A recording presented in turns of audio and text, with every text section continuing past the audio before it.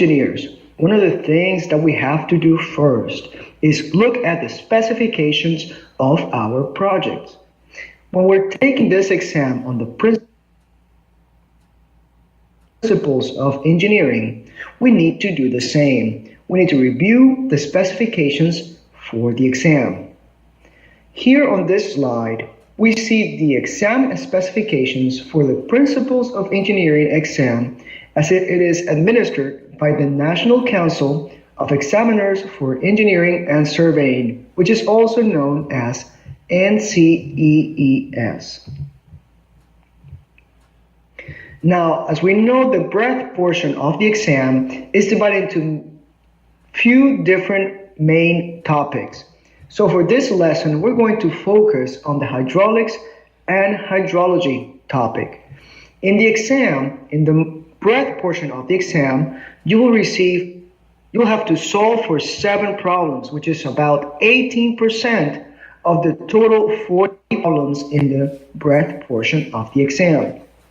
Now, with the hydraulics and hydrology breadth topic, the NCEES civil exam specifications note 7 sub-concepts or subtopics, which are A, open channel flow, B, stormwater collection and drainage, which will cover items such as culvert design, stormwater inlets, gutter flow, street flow, and storm sewer pipes. We also have storm characteristics, which is part of hydrology and includes storm frequency, rainfall measurement, and distribution. And following the hydrology portion of this topic, we go into runoff analysis. And this focuses into 2 overall methods, the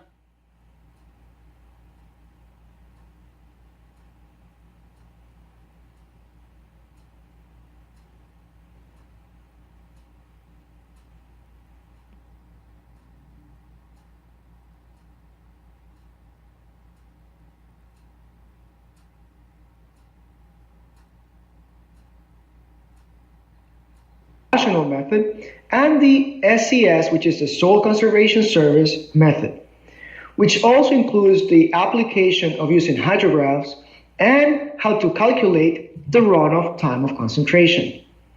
Then we move on into detention-retention pond design. And these facilities almost function as the interface between hydrology and hydraulics.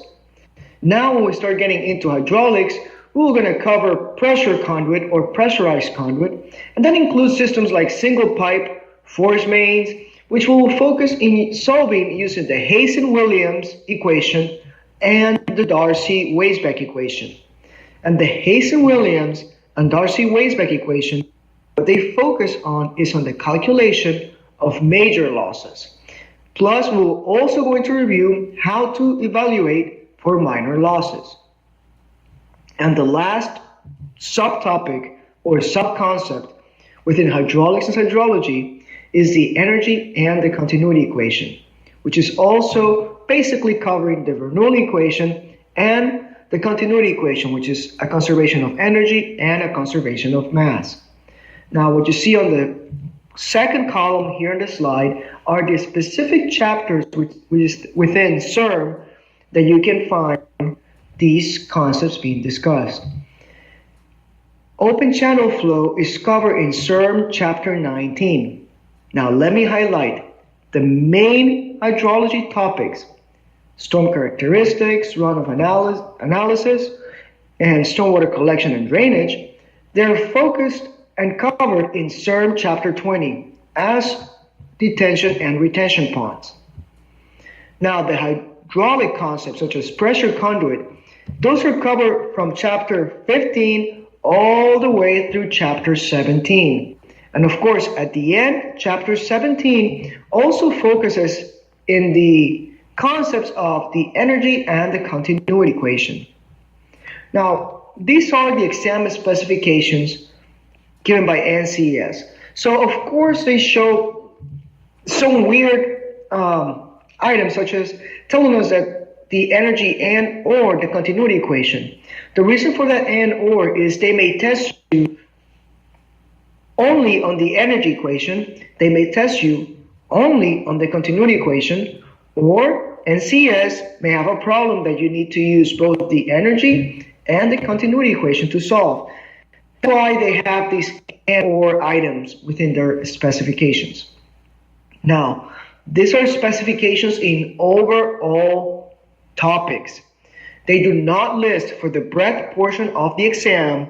NCS does not list required standards, required textbooks, or required codes that you need to bring into the exam for solving problems given during the breadth portion of the exam. And I know that most of you are probably aware that the breadth portion of the exam are the first 4 hours, or which is also known as the morning portion of the exam. What you will need for the breadth portion of the exam is the SERM book. That is a very, very good resource to use for the breadth portion of the exam because it covers the majority, if not all, of the topics that you will see in the morning portion of the Civil PE exam.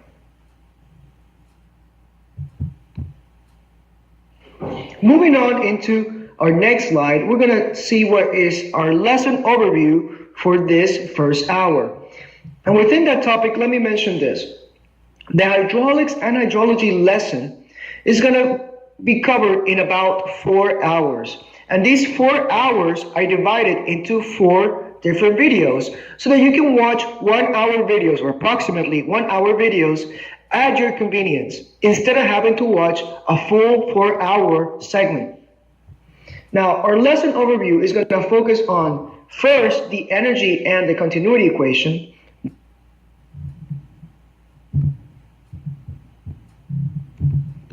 Now, there are some topics that will not be covered during this lesson on hydraulics and hydrology. And those topics focus on stormwater collection and drainage and the design of detention retention ponds. We will not cover them in detail. We'll briefly go through them. And one of the reasons why is because these concepts are not commonly tested thoroughly during the breadth portion of the exam. If you are taking Resources and Environmental Civil PE exam, these 2 concepts will show up in the depth portion of the exam with a lot more detail. However, for the breadth portion of the exam, these topics are included in the lesson, but we will not address them in full depth as they're not usual exam topics.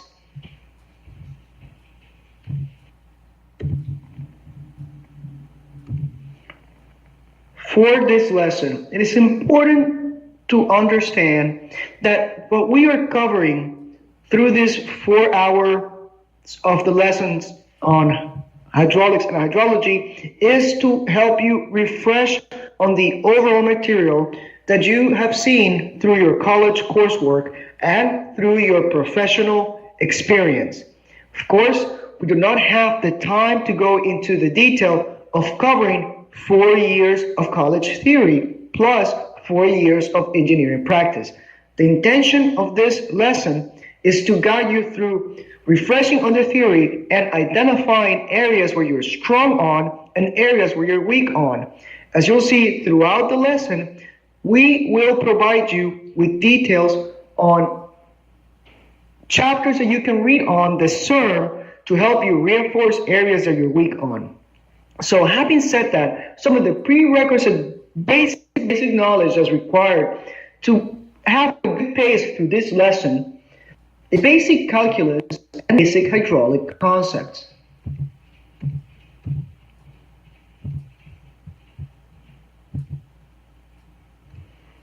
We touched on this a little bit earlier through the presentation.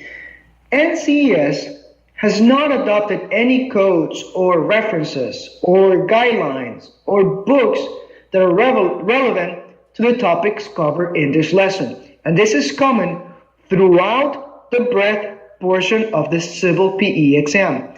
However, for the depth portion of the Civil PE exam, depending on the specific discipline that you're taking the exam on, NCES may provide specific details on references that you are highly recommended to bring to the exam.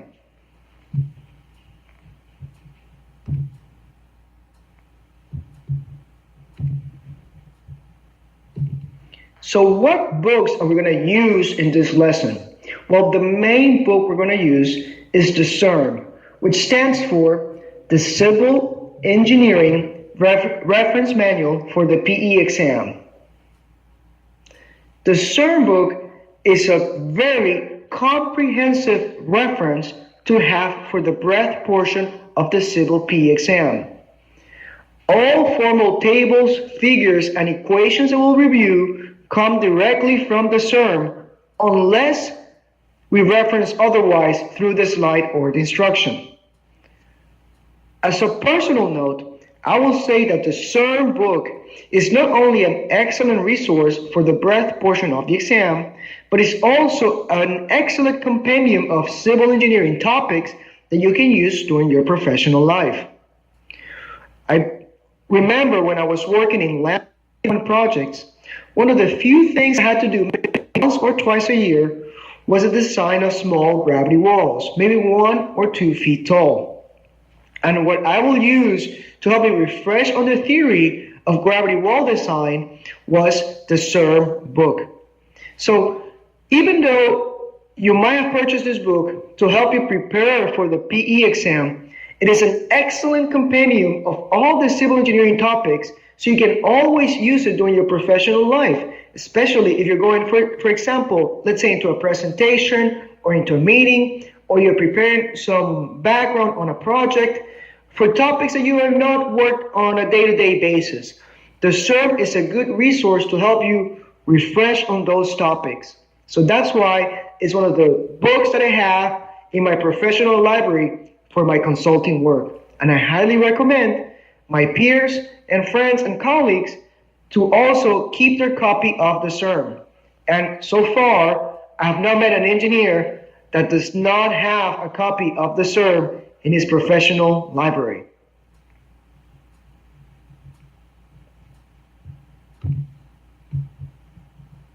So let's get to our main topic for this first hour of the hydraulics and hydrology lesson.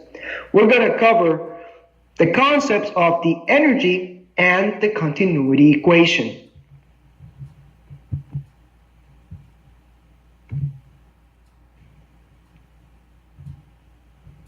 The first main concepts when it comes to evaluating for the energy equation is the differentiation between static versus dynamic fluids.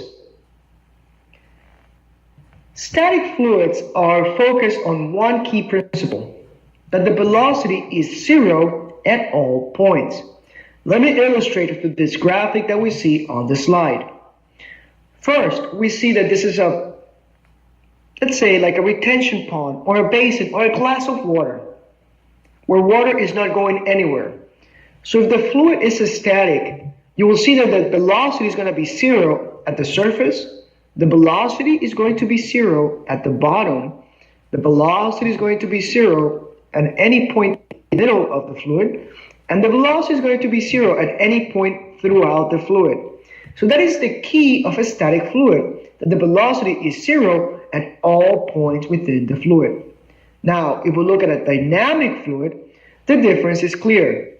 Now, we have our glass of water or retention pond. There's an outlet pipe at the bottom. We can see by the vector arrows that water is moving through the outlet at the bottom of this basin. And what this is showing is that there's a velocity. Now, the velocity at the surface is zero. However, as the depth increases, the velocity increases. So this fluid is no longer static. This is a dynamic fluid. Now, chapter 15 of CERN discusses static fluids in detail. Hydrostatic pressure is typically taught in a statics class. While it may appear on the civil PE exam, on the breadth portion of the exam, it will most likely be asked in relationship to either a geotechnical question, such as the example of evaluating for the pressure at a specific depth on a soil, or in the context of dynamic fluids. For application in statics, such as the calculation of the on a plate, you can reference to SERM Chapter 15, Section 12.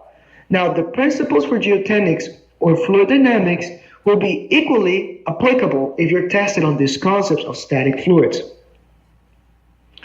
If you have any more questions or would like to read more on static fluids, I will highly encourage you to review Chapter 15 of SERM.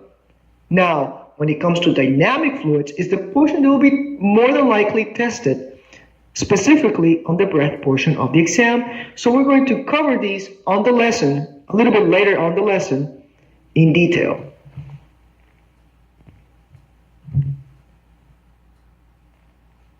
Now, let's take a quick look at what we have on SERM Chapter 15.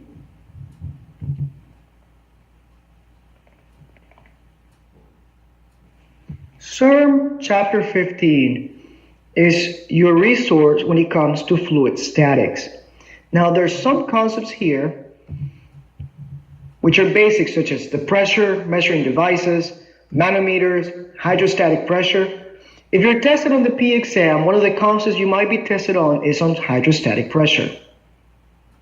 Now, there are concepts here that I can highlight that you may have to come back to, like in your professional life. For example, the first time I did a wet well design, I remember I had to do a check for buoyancy to see if that wet well will be pushed out of the ground if the groundwater table elevation was high enough to just basically pop the wet well out because of buoyancy. Of course, what did I review? Chapter 15, Section 18, as it talks about buoyancy and how to do those calculations. One of the other things I want to highlight, not necessarily only for Chapter 15, but throughout SERM, all the chapters on SERM have this very, very important section on its first sheet of every chapter, on its first page of every chapter, and is the nomenclature portion. It highlights all the different variables that are used in that specific chapter, on the different formulas in that chapter, what that variable stands for, and what the units are on English units and metric units. In addition, it tells you if you find any of these variables with a specific subscript, it tells you what it means. Now, this is very, very important because you will go through many, many different equations, and you want to make sure that you understand what those equations are calculating for or what those equations are solving for. So I will recommend you, if you have any doubts on the formulas that you're using, first time that you see that specific formula, you may have seen it before, but it may, it's been a while, so it may seem like the first time. So this page will serve as your Rosetta Stone to identify what each of those variables mean. And of course, we have some standard symbols like gamma for the specific weight, N for efficiency, theta for angle, mu for coefficient of friction, rho for density. And you can see what those symbols stand for and what their units are.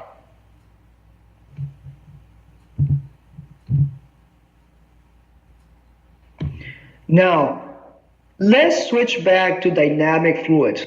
Chapter 15 of SERM focuses on static fluids. So now let's switch back to dynamic fluids to our overall main presentation, because those are the main concepts that are going to be tested on the breath portion of the P exam. So this is the big one, Bernoulli's equation. Bernoulli's equation basically tells you the total energy of a fluid flowing without friction losses. It has to be, that total energy has to be constant from one point of the fluid to another point of the fluid if there are no losses due to friction. And what the Bernoulli's equation is trying to illustrate is the overall idea that energy has to be conserved. Energy cannot be lost and cannot be created. So it's the concept of the conservation of energy.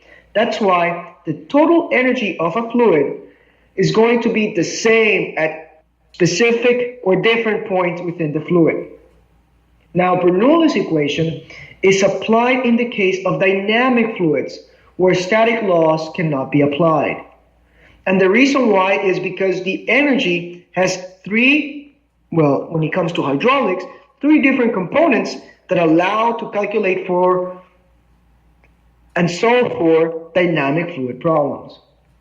And of course, it is an application, a direct application of the conservation of energy concept. Within hydraulics, there are two main concepts: conservation of energy and conservation of mass. We cannot create energy, we cannot create mass. We can transform mass, we can transform energy, but we cannot create it, and we cannot lose it. So those are the two main concepts in hydraulics. And let me say this, those two main concepts also apply for the depth portion of the PE exam if you're taking the water resources and environmental depth portion of the exam.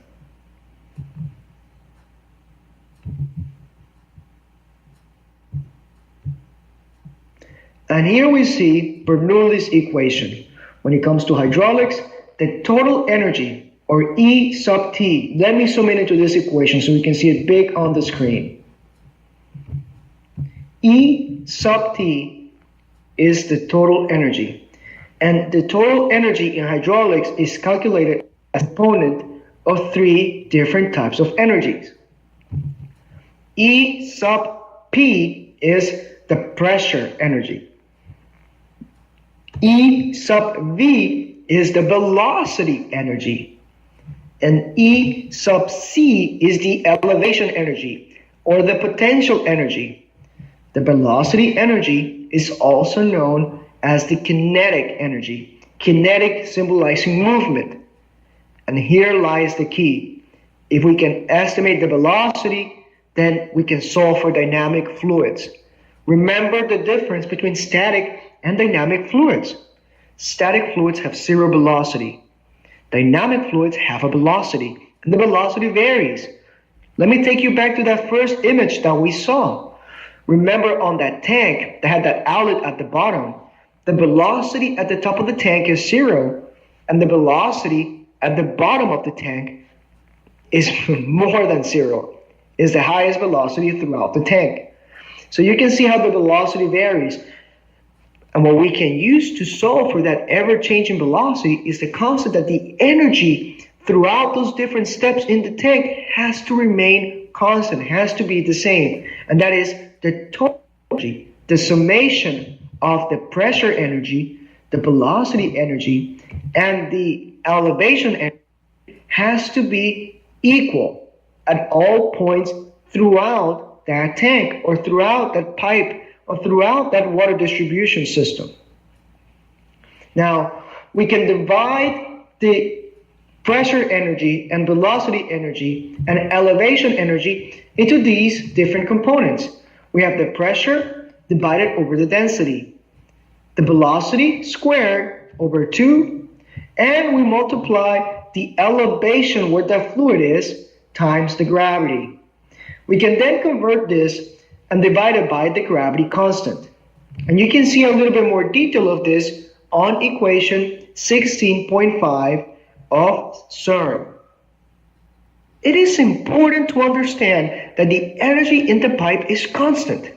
If the total energy at one point in the system and the geometry of that system are known, then Bernoulli's equation can be used to find the pressure, to find the velocity, and to find the potential energy at any other point in the system. This highlights the fact that the Bernoulli's equation is a direct application of the conservation of energy.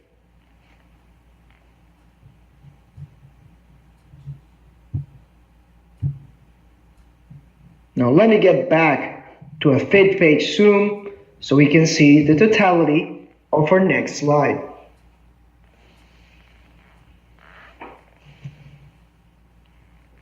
Now, we touched into how Bernoulli's equation for hydraulics has three different energy components.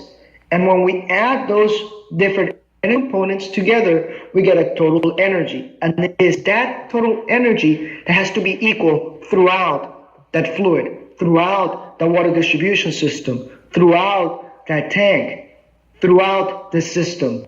The total energy has to be equal. So what is the pressure energy? Here we have the equation, 16.3. What is the kinetic energy? Here we have the equation both in SI and US units. And what is the potential energy? Here we have the equation in both SI and US units. Pressure energy is related to fluid pressure due to external work, which is also known as energy, and whatever that external work is being done on the system.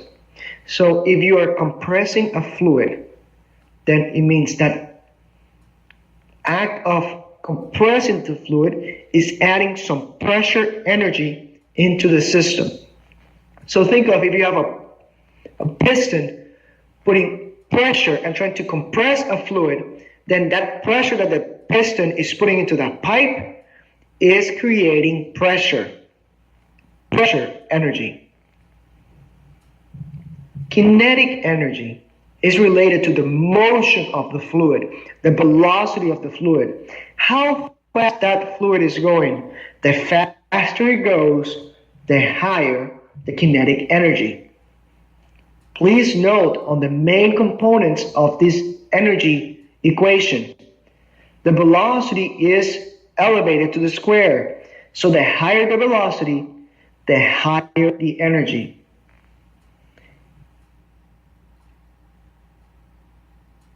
And potential energy. Potential energy is related to the elevation of the fluid. The potential energy is probably the most similar to when you calculate the pressure from a static fluid. Now, the potential energy, it's almost the best example I can provide. Imagine you're going into a roller coaster, into an old type of roller coaster. Those type of roller coaster that make you climb a really, really steep first peak, and then the cart gets released. Nobody else is pushing that cart until the very end of the ride. So how does the potential energy work? That cart gets pushed to that very, very highest peak of the roller coaster ride, and then it gets released. So it has all that energy, all that elevation energy, all that gravitational attraction that the earth is impacting into that cart to try to bring it back to elevation zero. So it has all that energy accumulated at the top, and then it gets released. And then we enjoy this thrilling ride through ups and downs until we get back to our beginning point. And that beginning point symbolizes that we have consumed all our potential energy. Potential energy is also the concept of elevated water tanks. If you go to any town USA, you will see a water tower that probably has the name of the town, the name of the city,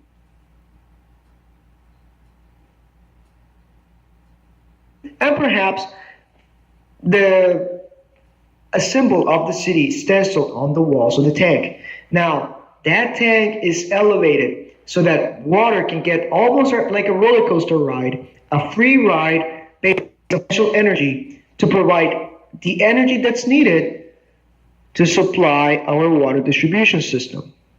So that's the component of potential energy. It seems like the simplest component on the equation, but it's probably one of the most important ones. Bernoulli's equation shows that in a closed system without friction losses, the sum of these energies will always be the same. The energy can change from one energy type to another throughout the system. So, the summation of pressure, velocity energy, and potential energy is going to be the same. But if we increase the pressure in one part of the system, something has to give. Either does the kinetic energy or the potential energy has to give. Now, If we have water going through a water distribution main, the potential energy is kind of fixed to the elevation of that main. So it's physically fixed. So if we increase the pressure on that pipeline, then something else has to give. Then what will happen is our kinetic energy will decrease. If we increase the kinetic energy and our potential energy is the same, because let's say that water main is flat, then something has to give. If the kinetic energy increases, then the pressure energy has to drop down. So that's how the Bernoulli's equation works. It's almost like a balancing act. If the water gets pushed higher, maybe that's the simplest one to understand. If we take the water to an elevation that's higher, then we're increasing the potential energy. So what has to happen? Either the energy gets reduced, or either the pressure energy gets reduced, or both of them get reduced. So we push the water up, we're either losing pressure, or losing velocity, or losing both. So keep that in mind. The Bernoulli's equation shows that in a closed system, without friction losses, we're still living in a world that's frictionless. We'll get into friction losses in maybe 2 or 3 more slides. So Bernoulli's equation shows that in a closed system, without friction losses, the sum of the pressure, kinetic, and potential energy will always be the same. The energy can change from one type to the other throughout the system. Now, if friction occurs, Bernoulli's equation can still be used. But the energy loss due to friction needs to be added as an additional variable to the equation.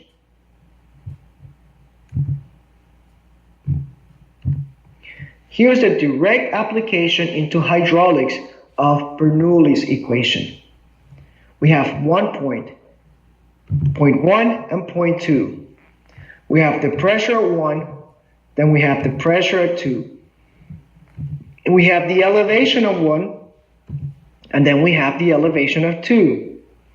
And then we have the velocity at 1, and then we have the velocity at 2. Now, on this diagram, I want you to look at it and think, what can you tell directly from this diagram that has changed? Right off the bat, what I can see that has changed on this diagram is the elevation. The elevation datum at 1 is different from the elevation datum at 2. Another thing has changed. The cross-sectional area of this pipe has reduced from a bigger diameter to a smaller. So we're increasing the potential energy, and we're also impacting both pressure and velocity. So in this overall schematic, we can see that the concept is being shown that everything is being changed. All the energy components are being changed from point 1 to point 2. They're all different. However, the addition of all the 3 energy components gives us a total energy, and the total. Now, I want to highlight that this version of Bernoulli's equation is the same as the one that we saw before, with one difference, that all the terms have been divided by gravity. That's why instead of rho, instead of density, we have specific weight. That's why the elevation is by itself, and that's why we have the velocity divided by gravity. And this is typically done in hydraulics for one main reason: convention. What you see here is each one of these values is going to give you in units of a distance. So if we're talking on US units, each one of these components is going to be reduced to feet. If we're talking on SI units, each one of these components is going to be reduced to meters. Now, in your typical convention, hydraulics, one of the reasons this is being done is to have a very simple way to calculate energy, and is referenced as, or is known as, head. So we have our pressure head, and that pressure head is in feet. We have our potential head, and that potential head is measured in feet. And then we have our velocity head, and then velocity head is measured in feet. So with this kind of pretty clever way to simplify the equation, what it does, it basically converts everything into potential energy. So if you have a specific pressure in the system, if you have the pressure head, that's basically, it means that if you raise the water at that specific elevation, that's going to be equivalent to your pressure energy. If you do your velocity head, that means if you raise the water molecule to that reference elevation, is going to be equal to if you had the same amount of energy in kinetic terms. And of course, the elevation just stays the same, so that's a one-to-one parity. So as you can see, that's a very simple way to convey pressure or kinetic energy. So if you tell me the kinetic energy in this fluid is 10 feet, I was like, I can imagine, oh, that's equivalent if I had a water being dropped 10 feet from above where I am. If I'm being told the pressure head on this fluid is 20 feet, oh, that's equivalent if I had water elevated on a tank 20 feet above grade. So that's what the idea of dividing the Bernoulli's equation by gravity, so that we can get pressure head, velocity head, and everything into height measurements, height linear measurements. Simplifies the equation, and it's easier to imagine, to visualize this concept of energy.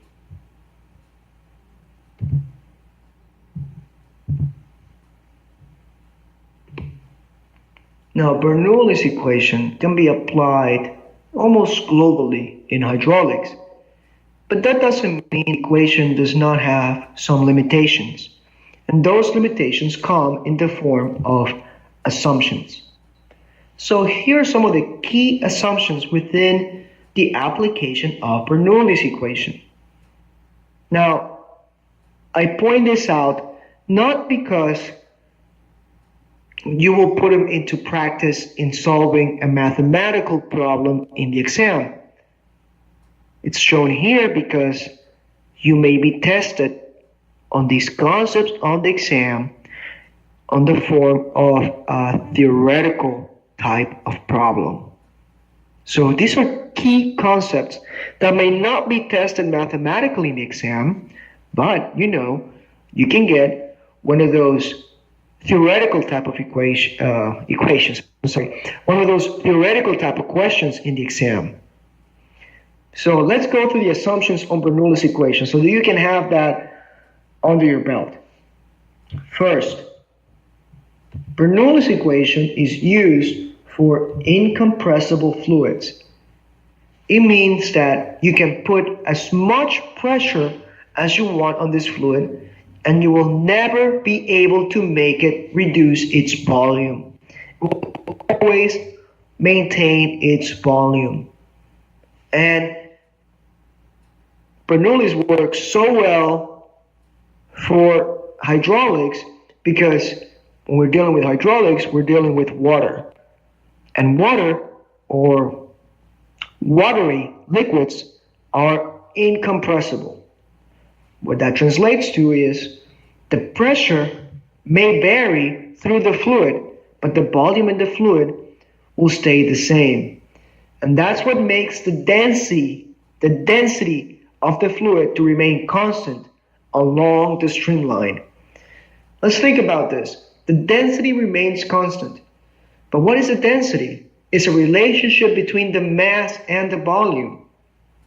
So, if the fluid is incompressible, that basically means we cannot put more mass into that volume. So What that translates to is that our density remains constant. So if you're being asked, for example, on the exam, a theoretical question like, what happens to density in an incompressible fluid? It increases based on the velocity, option A. It decreases based on the pressure. It increases based on the elevation of the fluid, or it remains constant. Now that might be a little tricky type of theoretical problem if we haven't gone over or refreshed these key concepts. Another key assumption of Bernoulli's equation is that there's no friction within the fluid. There may be friction that the fluid has against a pipe wall, against the lining of a channel, but there's no friction inside the fluid. And that's because water has a low viscosity. Now let's think of a fluid like, I don't know, honey. Honey is very viscous. So you can almost see when you're trying to pour honey out of the little bear-shaped bottle, right? When you're trying to pour the honey out, you can almost see how the fluid drags on itself. Now water does not do that. So what that means is that there's no friction within the water molecules, within the fluid molecules, which is different what happens with big viscous type of fluids. And of course, having no fluid friction or no friction within the fluid, that does not mean that we do not have friction along the perimeter of the fluid, along the perimeter of the cross-sectional area of the fluid, along the inside diameter of the pipe, along the pipe walls, along the channel lining. Now we have that friction, and we'll get a little bit more into that in a couple of slides. And another key assumption. Now, we know thermal energy exists. Now, in the Bernoulli's equation, we're saying we're calculating total energy, but we're adding pressure energy, potential energy, kinetic energy. But there's no component for thermal energy. The reason why is Bernoulli makes the assumption that if there are any changes in thermal energy, they are so small compared to the total energy that we can just basically do not even think about them. They are negligible. But we all know friction transfers energy to thermal energy, right? We all know that. So that happens when we have friction in a pipe. Is getting transferred to thermal energy, but at a very, very small component. And in addition to that, we can add a variable to Bernoulli's equation to account for the energy loss due to friction. So in a way, we're looking at thermal energy, but we're looking at it as just the energy loss due to friction.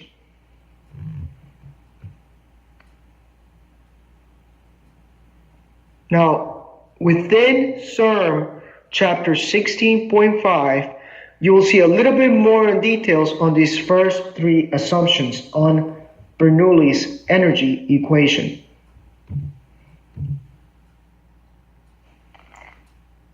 Let's quickly look at section 16.5 of SERM, just to guide you into these additional concepts that if you may want to review as you prepare for the PE exam.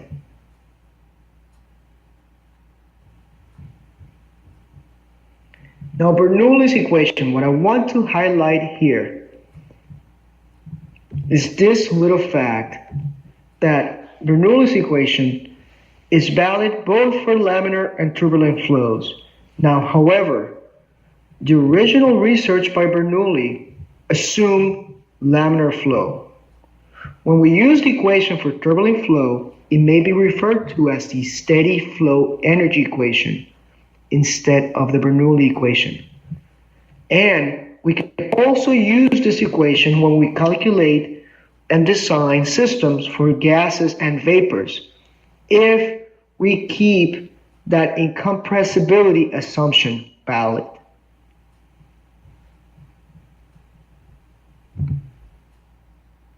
So let's switch back now to our main lesson.